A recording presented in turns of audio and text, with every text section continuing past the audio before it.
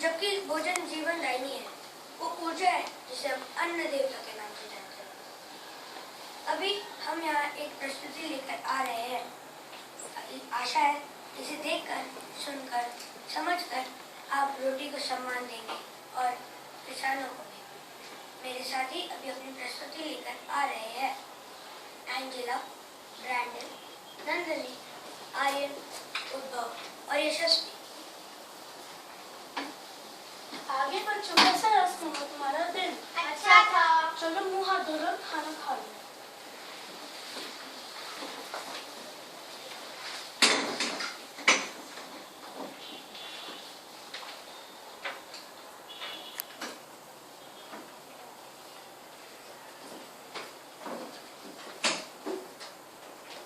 देखो, बात सुनो। खेलना बाद में, पहले खाना। और सुनो, अच्छे से खाना। खाना बिल्कुल भी गिराना मत और झूठा भी नहीं छोड़ना। तुमको मालूम है ना, फूड इज गॉड। चलो खाना खाओ।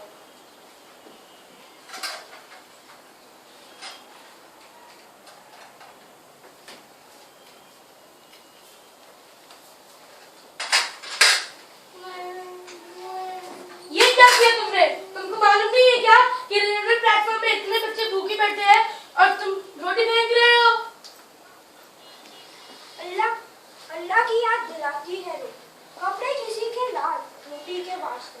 बांधे कोई रुमाल, रोटी के वास्ते। जितने हैं वो सब दिखाती है रो। अल्लाह की याद दिलाती है रो। कपड़े किसी के लाल, रोटी के वास्ते। बांधे कोई रुमाल, रोटी के वास्ते। जितने हैं वो सब दिखाती है। ये कौन रो रहा है? हम अपनी बदकिस्मती पर रो रहे हैं। बदकिस्मती वह कैसे? जब तुम्हें हमारी कहानी पता चलेगी तब तुम समझोगे। तुम्हारी कहानी मुझे सुनाओ। क्या तुम्हारे पास इतना समय है कि तुम मेरी कहानी सुन सको? हाँ, मेरे पास समय है। तो ठीक है, सुनो। गाँव में खेत होते हैं। खेतों में किसान हल चलाकर गेहूं बोते हैं। रात दिन खेतों की रखवाली करते हैं। गर्मी में तपती खेती के बीच किसान खड़े होकर ईश्वर से बारिश की गुहार लगाते हैं। अगर बारिश हो गई तो ठीक, नहीं तो सारे पौधे सूख जाते हैं। अगर बारिश मात्रा से अधिक हो गई तो वह पौधे जब सुनहरी फसल के रूप में पक गए थे सड़ जाते हैं। इन सब से तुम्हारी कहानी से क्या मतलब? ये मेरी जन्म की कहानी थी, साथ ही किसानों की परेशानी भी। उनकी सेवा और मेहनत से बची फसल को खलिहान में डाला जाता है। वह किसान गेहूं के दाने और भूसी को अलग कर देता है। फिर वो गेहूं के दाने को बोरे में भरकर चक्की पर ले जाए जाते हैं। वह धीरे धीरे दाने को चक्की पर डालकर पीसा जाता है। उसी पीसे गेहूं को ही आटा कहते हैं। हाँ, वे तो माँ बाजार से लाती है। हाँ, उसी आटे में उचित मात्रा में पानी डालकर तुम्हारी माँ मेरी प्रारंभिक रूप की तैयारी करती है। मैंने माँ को गीले आटे से लड्डू बनाते हुए देखा है। उसे लड्डू नहीं, लोई कहते हैं। तुम्हारी माँ उसे गोल और बड़ा बनाती है। फिर मेरी अग्नि परीक्षा होती है। अग्नि परीक्षा? हाँ, मुझे आग में तपाकर सेका जाता है। क्या तुम्हें जलन नहीं होती? होती है। मैं तुम सबको स्वस्थ रखने के लिए तपता हूँ। खेत से लेकर आग में तपने तक असीम दुख सहता हूँ, मगर इस सब में परोपकार की खुशी छिपी है। और इस सबसे ज्यादा मुझे दुख तब होता है जब तुम मेरा अपमान करते हो। आज तो तुमने हद पार कर दी। मैं तपने का दुख सह सकता हूँ, लेकिन आज जो तुमने मेरा अपमान किया उसका दुख नहीं सह सकता।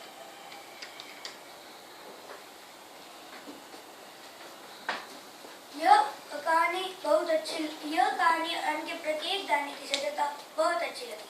भूखमरी की सबसे बड़ी वजह अन्न की बर्बादी है। विश्व में जितना अन्न उत्पादन हो रहा है वह 7 बिलियन की जनसंख्या जो 2050 में 9 बिलियन हो जाएगी, उनकी भूख मिटाने के लिए भी काफी है। पर दुर्भाग्य की बात है, अंतिम उपभोक्ता तक जब तक अन्न पहुंचता है तब तक 1/3 भाग नष्ट हो जाता है।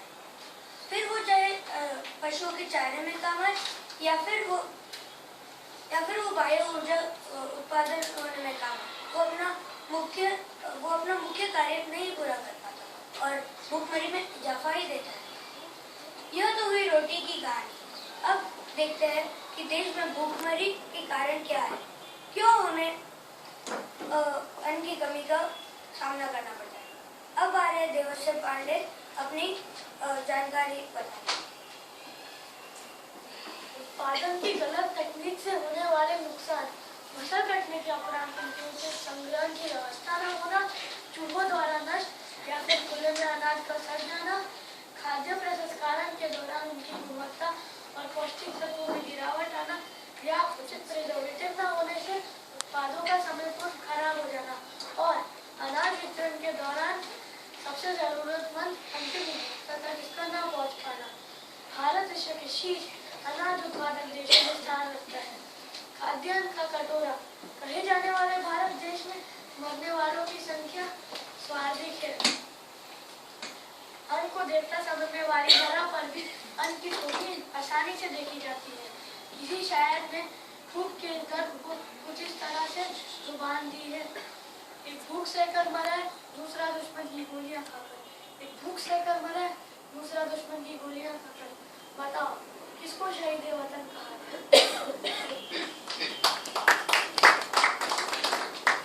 धन्यवाद देवश्य। अब नॉलेज भी कुछ इसी बारे में बात करने आ रहे हैं। खेतों से मंडी और वहां से उपभोक्ता तक पहुंचने के दौरान अनाज और खाद्य पदार्थों का काफी नुकसान होता है।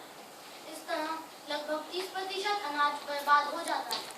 इसकी वजह है भंडारण और परिवहन जैसी बुनियादी सुविधाएं उपलब्ध न होना। इस संबंध में कृषि में निवेश एक बहुत ही बड़ा मसला है। इसमें निजी और विदेशी दोनों क्षेत्रों की भागीदारी बहुत जरूरी है। बहुत अच्छी जानकारी दी आपने हमें। एक अनुमान के अनुसार देश में 20 करोड़ लोग ऐसे हैं जिनको दिन का खाना मिल पाएगा कि नहीं, इसकी कोई गारंटी नहीं। इस परेशानी का क्या हल निकाला जाए, इस पर भी विचार करें। ईश्वर भजन पूजन के समय दूध बहाना और बेकार में प्रसाद के नाम पर खाना बर्बाद करना को रोकना होगा, ताकि जरूरतमंदों को अन्न और दूध मिल सके। अब मैं बुलाना चाहूंगा जुगात को, जो बताएंगे हमें क्यों, कब और कितना भोजन खाना चाहिए। अब बात आती है कि अन्न की बर्बादी कैसे रोकी जाए। अन्न की बर्बादी रोकने के लिए भोजन ग्रहण करते वक्त 6 कहाँ, कब, क्या, कैसे, क्यों और कितना का सिद्धांत अपनाया जाए। भोजन के गुणात्मक पहलू के साथ भोजन ग्रहण करने का स्थान, समय, परिवेश और सजगता भी अन्न की बर्बादी को रोक सकती है।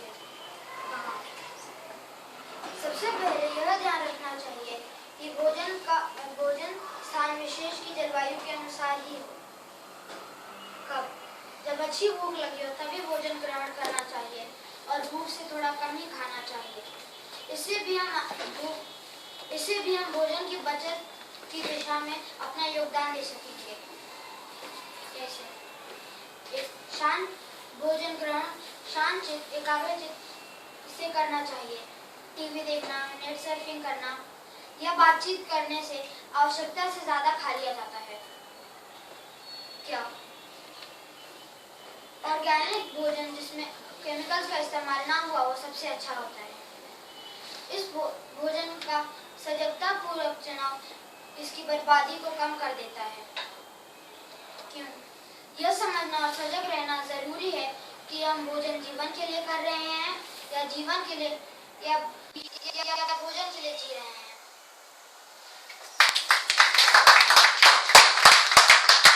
अब आ रहे हैं यशस्वी अपनी मन की बात। इस तरह से हम अपने परिवार को खाने के चुनाव और मात्रा के प्रति सजग बना सकते हैं और खाने की बर्बादी से बच सकते हैं। चलो मिलकर इस दुनिया के भूख के दर्द को समझें। चलो एक ऐसी भी मजहब बनाया जाए जहाँ इंसान को सिर्फ इंसान बताया जाए।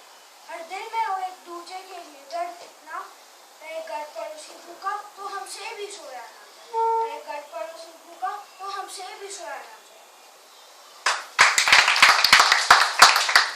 बहुत खूब यशस्वी। अब आ रहे केशव और इस समस्या का समाधान के बारे में अपने विचार प्रस्तुत करें। देश में खाने पीने की चीजों की महंगाई से आम जनता काफी परेशान है। खाद्य पदार्थों की महंगाई का कोई एक कारण नहीं, भारत में इसके लिए कई कारण जिम्मेदार हैं। वैसे इसका सबसे बड़ा कारण पदार्थों के मामले में प्रति हेक्टेयर कम उत्पादन होना है। देश में 14.6 करोड़ हेक्टेयर कृषि भूमि है, जिससे 10.8 करोड़ टन अनाज का औसत उत्पादन होता है। हमारी तुलना में चीन में मात्र 10 करोड़ हेक्टेयर कृषि भूमि है, जिससे पर वहाँ 40 करोड़ टन अनाज का औसत उत्पादन होता है। भारत में अनाज उत्पादन कम होने की सबसे अहम वजह बारिश की अनिश्चितता है। अनाज उत्पादन कम होने से जमाखोरी और कालाबाजारी भी बढ़ जाती है और फलस्वरूप मुद्रास्फीति में भी तेज इजाफा हो जाता है। उत्पादकता में कमी की एक वजह बारिश की अनिश्चितता तो है, पर भारतीय कृषि को जलवायु परिवर्तन या ग्लोबल वार्मिंग के खतरे का सामना भी करना पड़ रहा है। जैसे जैसे औसत तापमान बढ़ता है, सूखे और बाढ़ जैसी आपदाएं नियमित रूप से आने लगती हैं। एक बात तो साफ है कि देश में